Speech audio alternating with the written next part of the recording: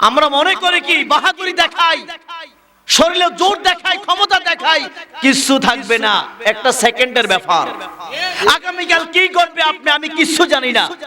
লাকসাম থেকে রওনা হলাম আপনাদের 14 গ্রাম মাহফিলের উদ্দেশ্যে।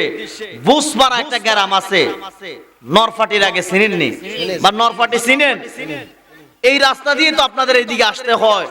রওনা হলাম বাইপাস থেকে, যখন নরফাটির কাছে আসলাম দেখতেছি রাস্তার মধ্যে মজুক পড়ে আছে। মজুক কি কি কি? মগজ। মগজ রাস্তার মধ্যে। আমি তো দেখে আশ্চর্য হয়ে গেলাম, শত শত মানুষ রাস্তার মধ্যে দুই পাশে দিয়ে দাঁড়ায় রয়েছে। সিএনজি ড্রাইভারকে সিগন্যাল দিল একটু আস্তে যাওয়ার জন্য।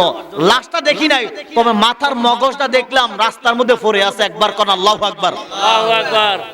না জানি কোন মায়ের বুক খালি হয়ে গেছে, না জানি আল্লাহর কোন বান্দার জীবনটা এইভাবে চলে গেছে রাস্তার মধ্যে, যার মাথার মগজ রাস্তার মধ্যে পড়ে আছে। মনে হয় না যে লোকটা বেঁচে আছে। আল্লাহ চাইলে তো আপনাকে আমাকে এই রকম আপনার মেইন রোডের মধ্যে রাস্তার মধ্যে আল্লাহ চাইলে অ্যাক্সিডেন্ট মধ্যে আপনার আমার মগজটা এইভাবে রাস্তার মধ্যে পড়ে থাকতে পারে। আবার আল্লাহ চাইলে কঠিন অ্যাক্সিডেন্ট থেকে আপনাকে আমাকে রক্ষা করতে পারে। পারেনি। কিসের বাহাদুরি, কিসের রং তামাশা?